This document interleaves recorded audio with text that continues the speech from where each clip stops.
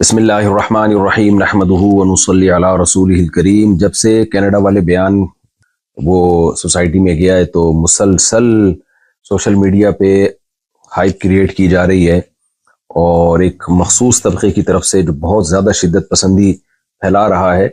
بار بار مجھے کہا جا رہا ہے کہ یہ جو معذرت آپ نے دوبارہ کی ہے یہ بھی قابل قبول نہیں ہے، اور اس طبقے کا بنیادی مقصد یہ ہے کہ میں یہ مانوں کہ میں نے گستاخی کی ہے اور پھر میں گستاخی سے معذرت کروں۔ جو غلطی مجھ سے ہوئی ہے اس پہ میں بار بار معذرت کر چکا ہوں، لیکن وہ طبقہ مسلسل دھمکیاں دے رہا ہے میرے واٹس ایپ پہ، قتل کی دھمکیاں، گستاخ اور جو فحش گالیاں دی جا رہی ہیں سب کے نمبر بھی میں سیو کر رہا ہوں۔ تو یہ سب کچھ چل رہا ہے میرے ساتھ، تو مجھے خیال ہوا کہ میں ایک علمی لحاظ سے بہرحال میں اس پہ ایک ویڈیو ریکارڈ کرواؤں، کیونکہ جو کچھ میرے مخلص لوگ ہیں، بعض لوگ، میجورٹی نے مجھے گستاخ قرار نہیں دیا الحمدللہ، میجورٹی علماء نے، بلکہ انہوں نے اس کو ایک غلطی ضرور قرار دیا، علمی غلطی، گستاخ قرار نہیں دیا۔ لیکن بعض ہمارے ہی بڑوں سے، بعض ہمارے ہی لوگوں نے بھی اس کو گستاخی سے تعبیر کیا اور پھر یہ کہا کہ مفتی صاحب نے جب گستاخی سے معذرت کر لی ہے تو اب ان کی جان چھوڑ دو۔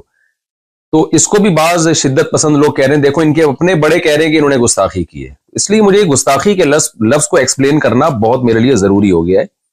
وجہ اس کی ہے کہ جو مخصوص طبقے کے کچھ لوگ ہیں جو ان کے لیڈر بہت زیادہ شدت پسندی پھیلا رہے ہیں اور اپنی عوام کو، جو عام لوگ ہیں نا، ان کو بہت زیادہ اکسا رہے ہیں میرے قتل پہ۔ کھلی ویڈیو میں جب اتنا اکسا رہے ہیں، آپ یہ ویڈیو کلپ دیکھ سکتے ہیں۔ وہ کراچی کا ایک مولوی نہیں اور طارق مجہول مردود، ایک بندہ بھی غیرت مند نہیں بیٹھا جڑا اٹھ کے انہاں سر لاوے۔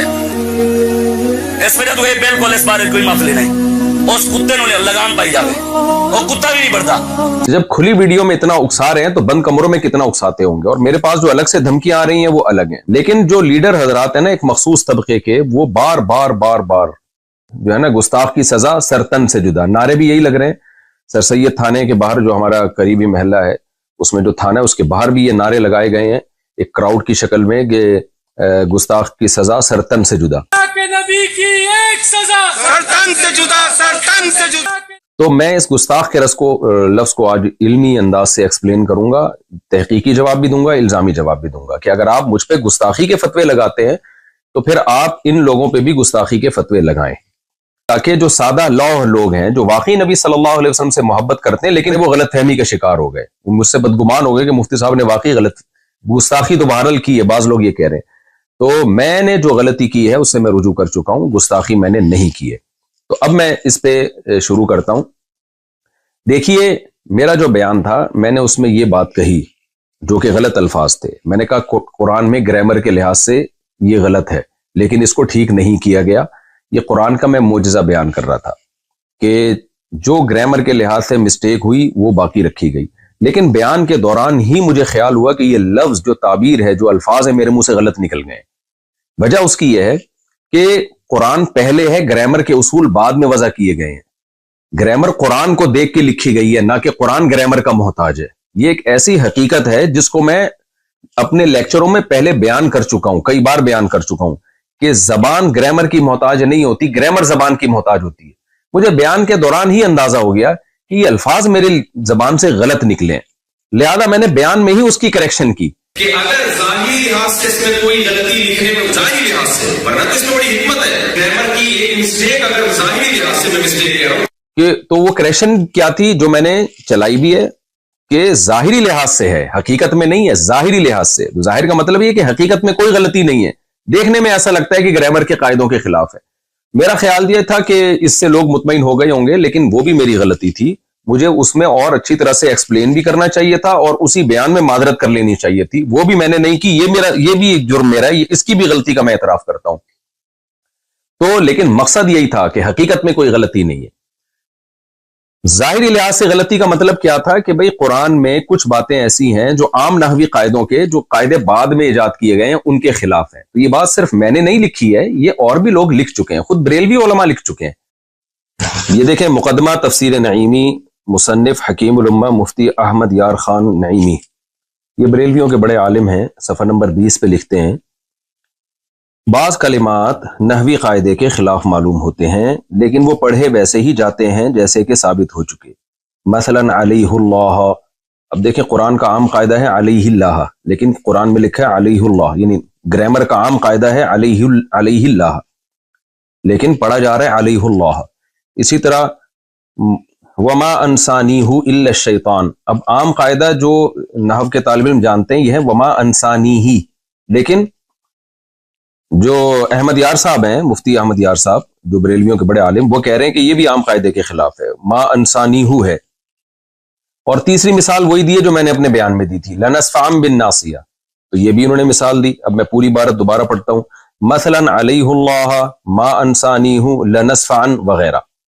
دوبارہ یہ عبارت پڑھ دیتا ہوں میں۔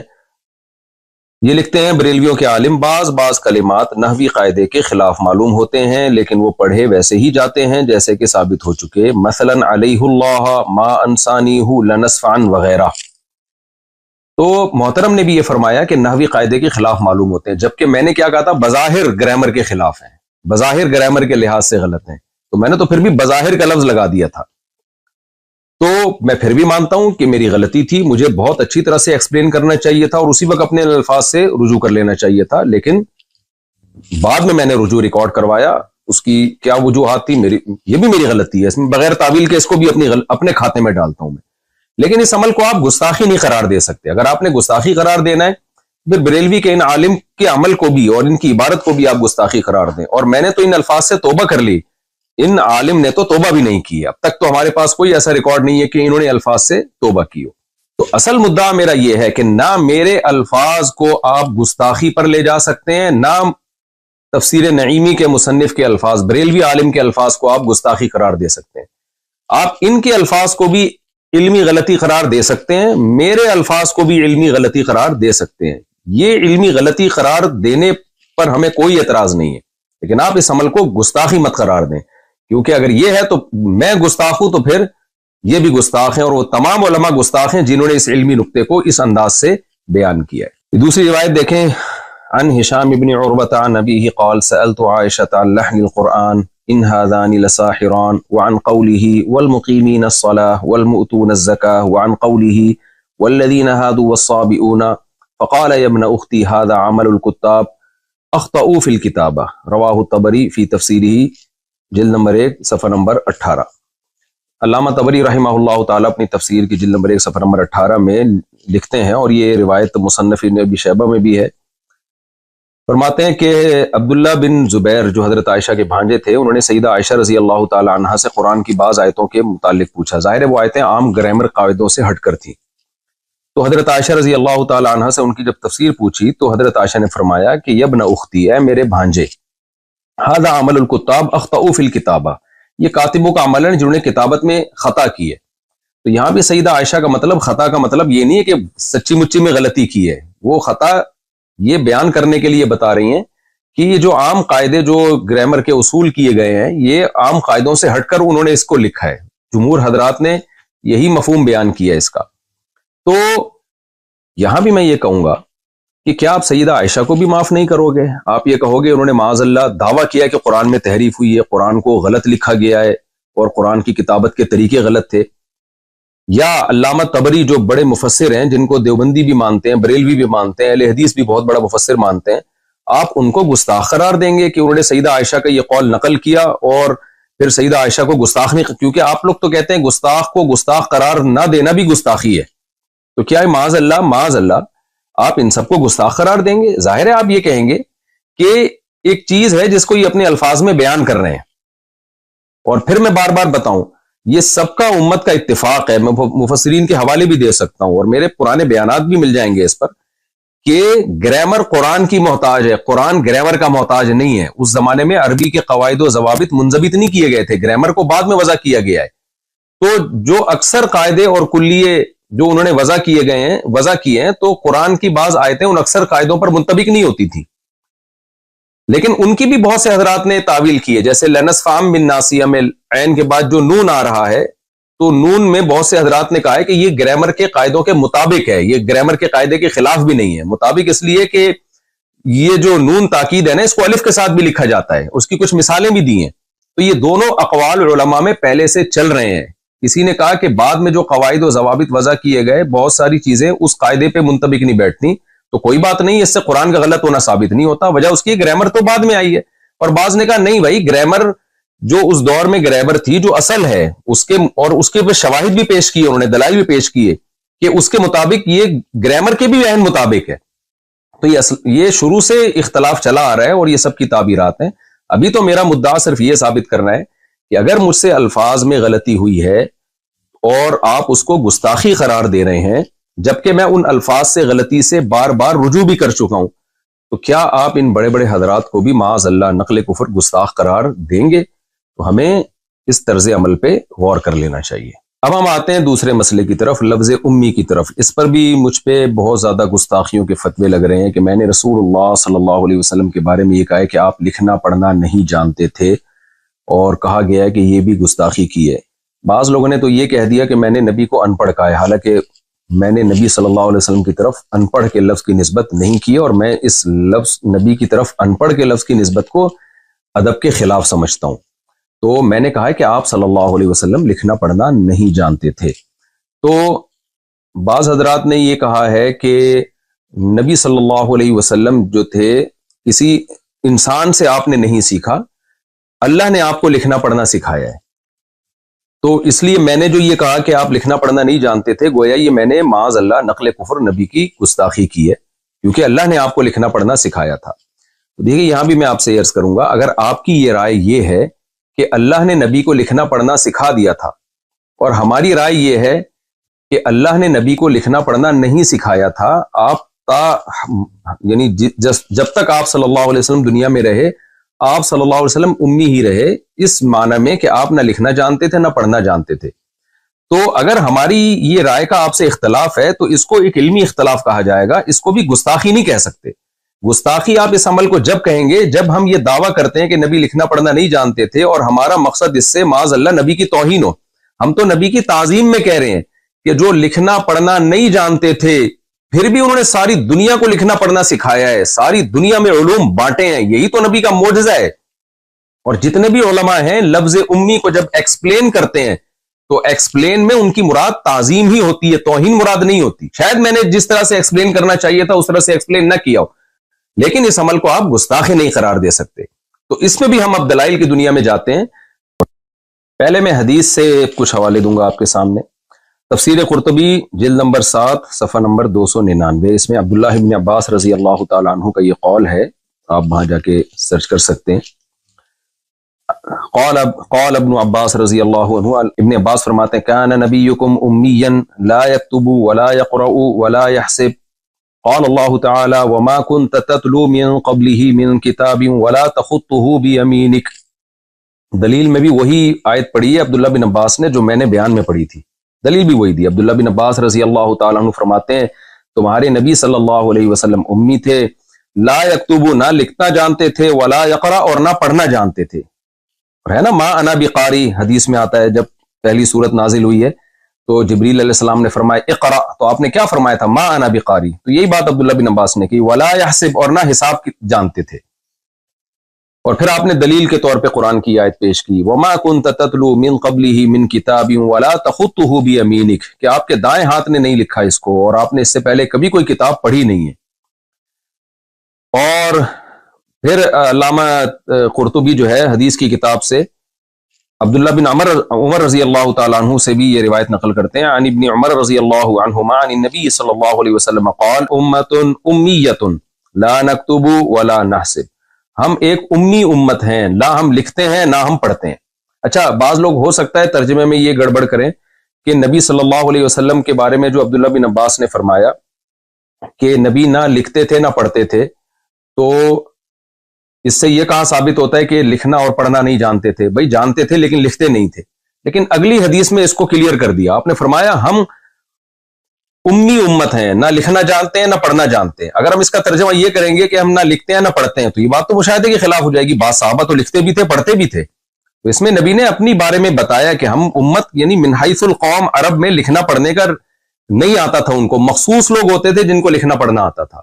تو اگلی حدیث پہلی حدیث کے مصداق کو متعین کر رہی ہے کہ نبی صلی اللہ علیہ وسلم فرمایا ہم امی ہیں، نہ ہم لکھنا جانتے ہیں نہ ہم پڑھنا جانتے ہیں۔ اور یہ حدیث صحیح ہے، مسلم میں 1080 صراحتاً بھی ہے، جو میں آپ کے سامنے پڑھ دیتا ہوں۔ عن عبد الله بن عمر رضي الله عنه يحدث عن النبي صلى الله عليه وسلم قال انا امة امیۃ لا نكتب ولا نحسب. نبی صلی اللہ علیہ وسلم نے فرمایا کہ ہم امی امت ہیں، نہ ہم لکھنا جانتے ہیں نہ ہم حساب و کتاب کرنا جانتے ہیں. تو پھر بھی اگر آپ کا اختلاف ہے کہ نہیں بھئی نبی صلی اللہ علیہ وسلم کو اللہ نے لکھنا پڑھنا سکھا دیا تھا، تو یہ علمی اختلاف کہلائے گا. اس میں آپ کہیں گے ہمارے اس میں مفتی طارق مسعود صاحب سے اور جمہور امت سے اختلاف ہے. اس کو آپ گستاخی نہیں قرار دے سکتے. جمہور امت کا وہی عقیدہ ہے کہ نبی صلی اللہ علیہ وسلم لکھنا پڑھنا نہیں جانتے تھے، مگر یہ آپ کی تعریف ہے اور آپ صلی اللہ علیہ وسلم کی تعظیم ہے کہ جو نہ لکھنا جانتا ہو نہ پڑھنا جانتا ہو، پوری دنیا کو لکھایا بھی پڑھایا بھی، اور پوری دنیا علوم میں اس کی محتاج ہے. بعد از خدا بزرگ توئی قصہ مختصر، اللہ کے بعد کوئی صاحب علم ہے تو پیغمبر صلی اللہ علیہ وسلم ہے. تو آپ کیسے میرے اس طرز بیان کو آپ گستاخی قرار دے رہے ہیں؟ یہ صحیح ہے بخاری حدیث نمبر 2731. یہ واقعہ کیا ہے؟ صلح حدیبیہ کا مشہور واقعہ. جب حدیبیہ میں صلح ہوئی نبی صلی اللہ علیہ وسلم اور صحابہ مشرکین مکہ کے درمیان، تو جو صلح میں معاہدہ ہوا تھا وہ ریٹن فارم میں لایا جا رہا تھا. آپ صلی اللہ علیہ وسلم نے سیدنا علی رضی اللہ تعالیٰ عنہ کو بلایا اور ان سے فرمایا کہ لکھو اکتب بسم اللہ الرحمن الرحیم، بسم اللہ الرحمن الرحیم سے لکھنا شروع کرو. آخر میں آپ صلی اللہ علیہ وسلم نے کیا لکھوایا حضرت علی سے؟ ھذا ما قضى علیہ محمد الرسول اللہ. یہ وہ فیصلہ ہے جو محمد صلی اللہ علیہ وسلم جو اللہ کے رسول ہے ان کا فیصلہ ہے. یہ لکھ دیا گیا. مشرکین نے اس پہ بھی اعتراض کیا تو کہنے لگے فواللہ لو کننا نعلم انک رسول اللہ ما صددناک عن البیت ولا قاتلناک. بھائی اگر ہم آپ کو رسول اللہ مان لیں تو ہم آپ سے جھگڑا، پھر ہم آپ سے نہ قتال کرتے نہ ہم بیت اللہ میں آنے سے آپ کو روکتے. سارا جھگڑا ہی اس لفظ کا ہے کہ ہم آپ کو رسول اللہ نہیں مانتے، یہ لہذا یہ لفظ بھی آپ مٹائیں. ولیکن اکتب محمد ابن عبد اللہ. کہنے لگے کہ بھئی آپ محمد بن عبداللہ لکھیں. قال النبی صلی اللہ علیہ وسلم واللہ انی لرسول اللہ وان کذبتمونی. اللہ کی قسم میں اللہ کا رسول ہی ہوں اگرچہ تم مجھے جھٹلاؤ. پھر آپ نے سیدنا علی رضی اللہ عنہ سے فرمایا اکتب محمد ابن عبداللہ. اے علی لکھ دو محمد بن عبداللہ. امام زہری کہتے ہیں کہ حضرت علی رضی اللہ تعالیٰ عنہ جو تھے وہ ان کو یہ بہت مشکل لگا ان کو یہ لکھے میں رسول اللہ کے لفظ کو اپنے ہاتھ سے کیسے مٹاؤں. تو نبی صلی اللہ علیہ وسلم نے پھر کیا فرمایا سیدنا علی سے؟ بخاری کی حدیث کے مطابق ارینی مکانہا، اے علی مجھے بتاؤ کہاں لکھا ہے رسول اللہ. فاراہ مکانہا، حضرت علی نے بتایا نبی کو. فمحاہا، نبی نے اپنے دست مبارک سے اس کو مٹا دیا. اس سے بھی صاف پتہ چلتا ہے بھائی اگر ہمارے نبی صلی اللہ علیہ وسلم لکھنا جانتے یا پڑھنا جانتے تو آپ سیدنا علی سے کیوں پوچھتے کہ مجھے بتاؤ کہاں لکھا ہوا ہے. تو یہ تمام چیزیں نبی کی تعظیم کو بڑھاتی ہیں کہ جو پیغمبر نہ لکھنا جانتا ہو نہ پڑھنا جانتا ہو لیکن اس نے ساری دنیا کو علوم سکھائے. اور میں دوبارہ اس شعر کو ریپیٹ کرتا ہوں، بعد از خدا بزرگ توئی قصہ مختصر. پوری امت کا اس پر اجماع ہے کہ اللہ کے بعد سب سے زیادہ علم اللہ نے سید الانبیاء محمد صلی اللہ علیہ وسلم کو دیا ہے. لیکن آپ کو امی کہنا یا آپ کو یہ کہنا کہ آپ صلی اللہ علیہ وسلم لکھنا پڑھنا نہیں جانتے تھے اور تعظیم کی نیت سے کہنا، پھر اس کو ایکسپلین کرنا، یہ تمام باتیں اس بات کی دلیل ہیں کہ یہ کہنے والا نبی کی تعظیم کر رہا ہے. اور ایسے تعظیم کرنے والے پر گستاخی کے فتوے لگانا کسی بھی طرح سے نہیں بنتا. اور اگر پھر بھی آپ یہ سمجھتے ہیں کہ یہ گستاخی ہے معاذ اللہ، تو پھر میں آپ کے سامنے کچھ بریلویوں کے چوٹی کے علماء کے حوالے پیش کرتا ہوں مختصر. تو جو فتویٰ پھر آپ نے مجھ پہ لگایا ہے ان پہ بھی لگائیں. کنز الایمان ما خزائن العرفان، امام احمد رضا خان بریلوی صاحب، ان کی تفسیر، انہوں نے قرآن کی جو آیت ہے فآمنوا باللہ ورسولہ النبی الامی الذی یؤمن باللہ وکلماتہ، اس آیت کی تفسیر میں لکھتے ہیں اللہ اور اس کے رسول بے پڑھے غیب بتانے والے. الامی کا ترجمہ انہوں نے کیا بے پڑھے، حالانکہ میں نے بے پڑھے کا مطلب اردو میں ان پڑھ ہی سمجھا جاتا ہے، جبکہ میں نے تو لفظ بے پڑھے استعمال نہیں کیا. میں نے تو کہا آپ صلی اللہ علیہ وسلم لکھنا پڑھنا نہیں جانتے تھے، جبکہ جناب احمد رضا خان بریلوی نے تو بے پڑھے کا لفظ نبی صلی اللہ علیہ وسلم کے لیے استعمال کیا ہے. اور میرا ایک کلپ موجود ہے جناب امام احمد رضا خان کے فیور میں، آپ وہ یوٹیوب پہ سرچ کر سکتے ہیں کہ میرے سامنے کسی نے کوئی عبارت نکالی اور کہا کہ اس سے تو ان کی گستاخی ثابت ہو رہی ہے، تو میں نے اس کی تعویل کی. کیونکہ بعض لوگ مجھ پہ یہ الزام لگا رہے ہیں کہ ان کے لیے اپنے لیے اصول کچھ اور ہیں، دوسروں کے لیے اصول کچھ اور ہیں، تو یہ الزام بھی غلط ہے. آپ میرا وہ کلپ دیکھ سکتے ہیں. کہ اس میں میں جناب احمد رضا خان، بہت پرانا کلپ ہے وہ، میں کہہ رہا ہوں اس سے گستاخی کا پہلو نکالنا ٹھیک نہیں ہے. تو جب ہم جناب احمد رضا خان بریلوی سے بیسیوں اختلافات کے باوجود ان کی اس بے پڑھے لفظ سے گستاخی کا پہلو نہیں نکال رہے، تو آپ ہمیں لفظ امی کو ایکسپلین کرنے میں آپ ہمیں کیسے گستاخ قرار دے سکتے ہیں؟ ایک اور حوالہ، مظہر القرآن، تفسیر مظہر القرآن جلد اول میں بریلویوں کے بہت بڑے عالم ہیں شیخ الاسلام مفتی شاہ محمد مظہر اللہ دہلوی، یہ اپنی کتاب میں لکھتے ہیں اللہ تعالیٰ نے مجھے یعنی محمد صلی اللہ علیہ وسلم کو پچھلی کتابوں میں امی لقب سے یاد فرمایا. آگے اس کی ایکسپلینیشن، اس کی روایت کی کو ایکسپلین کرتے ہوئے کہتے ہیں اس لیے کہ آپ ان پڑھ تھے. اب آپ دیکھیں انہوں نے تو آپ کے لیے ان پڑھ کا لفظ استعمال کیا ہے، میں نے تو ان پڑھ کا لفظ بھی استعمال نہیں کیا.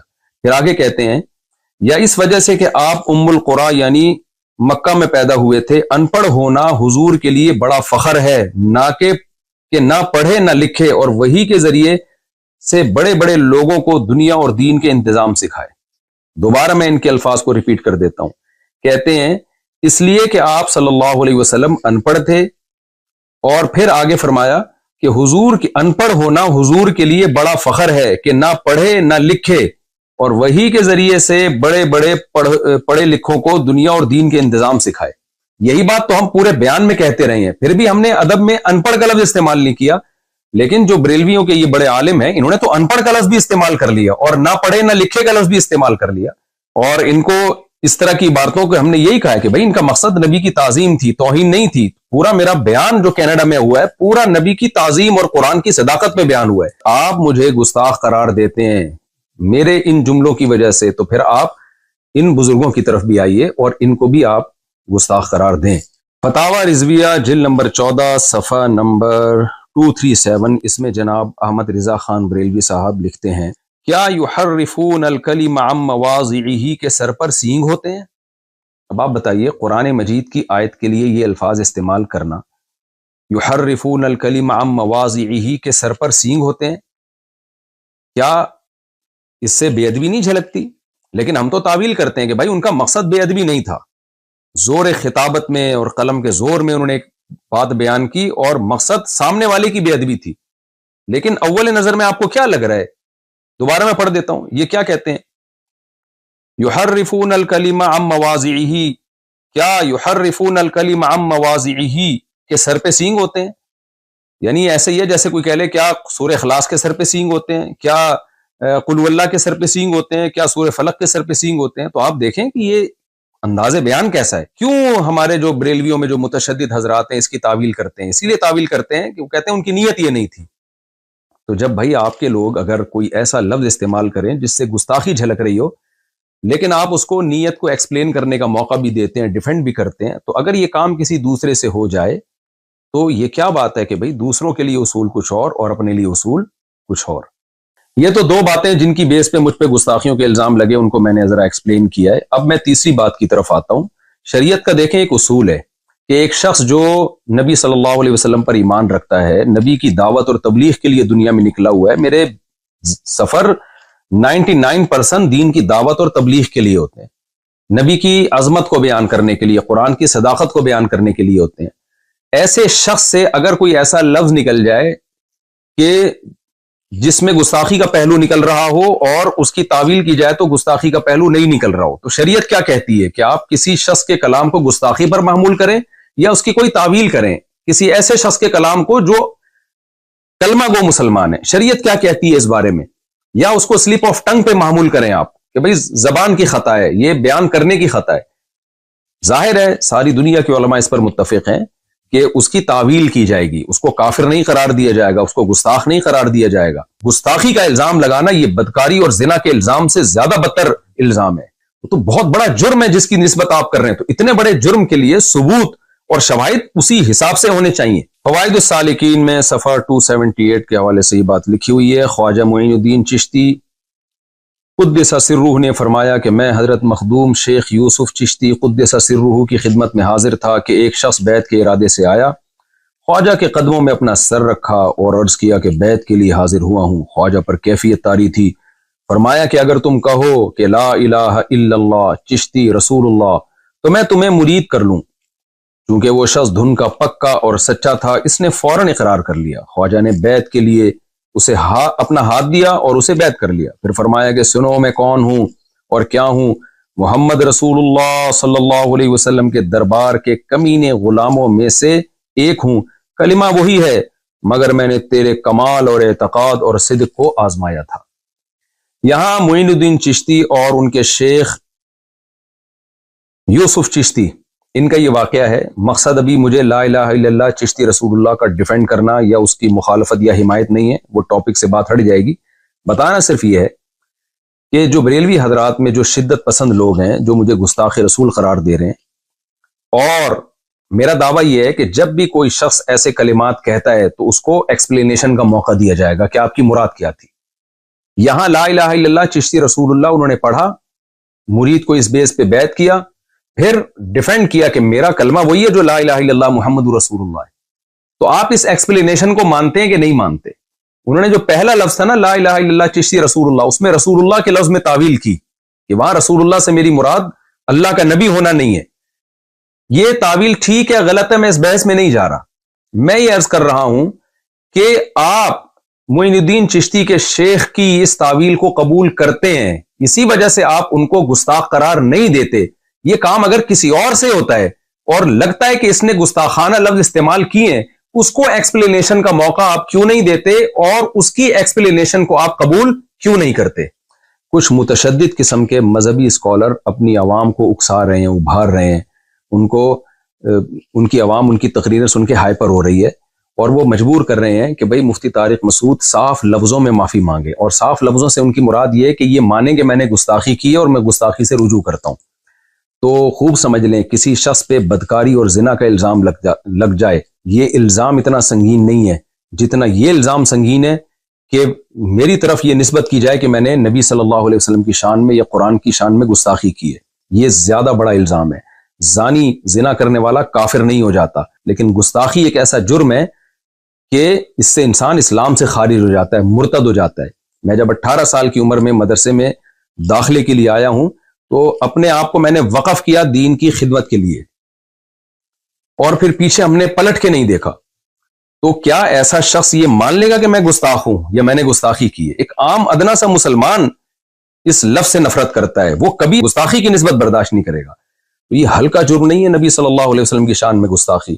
جب جرم کی نوعیت سنگین ہوتی ہے تو اس کے لیے ثبوت کے لیے بھی سنگین قسم کے شواہد چاہیے ہوتے ہیں۔ لہذا میں یہ نہیں تسلیم کرتا کہ میں نے گستاخی کی ہے۔ جو غلطی مجھ سے ہوئی ہے اس پہ میں معذرت کر چکا ہوں۔ اور آخر میں جو متشدد قسم کے مذہبی اسکالر اتنی وضاحتوں کے بعد بھی اپنی عوام کو اکسا رہے ہیں کہ قتل ناموس رسالت اور گستاخی، جو نبی کا گستاخ ہے اس کو قتل کر دیا جائے، تو میں اپنی بات کو ریپیٹ کرتا ہوں کہ یہ سادہ لوح عوام جو واقعی نبی سے محبت کرتی ہے لیکن اپنے کچھ متشدد مذہبی اسکالر کی باتوں میں آ کے ہائپر ہو رہی ہے، میری ان سے گزارش ہے کہ آپ اپنے ان مذہبی لیڈروں سے کہیے کہ حضرت یہ قتل کا کام پھر آپ بنفس نفیس کریں، کیونکہ جب کوئی کسی کو قتل کرتا ہے تو پولیس کیس بنتا ہے، اس کو بھی پھانسی ہوتی ہے، وہ بھی جیل کی کوٹریوں میں جاتا ہے۔ تو حضرت جنت میں جانے کا شوق صرف آپ ہمیں کیوں دلا رہے ہیں؟ آپ خود یہ کام کیوں نہیں کر لیتے؟ آپ خود جائیں، مفتی طارق مسعود صاحب کو آپ قتل کرنے کی کوشش کریں اور جنت کمانے کی آپ کوشش کریں۔ تو ایسا نہ ہو آپ اپنے مذہبی متشدد قسم کی لوگوں کی باتوں میں آ کے کوئی ایسا اقدام کر لیں۔ موت زندگی اللہ کے ہاتھ میں، جو رات قبر میں گزرنی ہے وہ قبر میں گزرے گی، جو زمین پہ گزرنی ہے وہ زمین پہ گزرے گی۔ لیکن ایسا نہ ہو کہ کچھ مذہبی متشدد قسم کے اسکالر آپ سے وہ کام کروائیں جس پہ قیامت کے دن نبی صلی اللہ علیہ وسلم آپ سے اپنا چہرہ پھیر لیں، اور آپ شو تو یہ کر رہے ہو میں نے نبی کے نام پہ یہ کام کیا ہے، لیکن نبی صلی اللہ علیہ وسلم اس شدت پسندی سے کبھی بھی خوش نہیں ہو سکتے۔ اور آخر میں ایک بات میں سیکولر اور لبرل لوگوں کے لیے بھی کروں گا جو میرے بارے میں یہ الزام لگا رہے ہیں، لو آپ اپنے دام میں سیاد آ گیا، اور کہہ رہے ہیں کہ یہ مولوی پہلے ہی لوگوں کو تشدد سکھاتے تھے اور خود اب اس جال میں پھنس گئے ہیں۔ آپ میرے پرانے کلپ دیکھ سکتے ہیں کہ سیالکوٹ والے کیس میں، جنید جمشید والے کیس میں، آسیہ بی بی والے کیس میں، اور جتنے اس قسم کے کیس ہوئے ہیں، اس وقت ہم جو بات کر رہے تھے وہی بات میں ابھی بھی کر رہا ہوں۔ ہمارا بیان بدلا نہیں ہے۔ ہاں کوئی بہت پرانا بیان جس میں کوئی شدت کا کوئی عنصر تھا تو وہ فوراً ہی میں نے رجوع بھی ریکارڈ کرا لیا۔ تو میرے جتنے بیان آپ کو 8-10 سال پرانے تک ملیں گے، اس میں یہی دعویٰ ہے کہ گستاخی ایک بہت بڑا جرم ہے، گستاخی کو ثابت کرنے کے لیے شواہد اور دلائل بہت مضبوط ہونے چاہیے، اور یہ کام کورٹ کا ہے، عوام کا کام نہیں ہے، تو قانون ہاتھ میں لینے کی کوشش نہ کی جائے۔ جزاکم اللہ احسن الجزا۔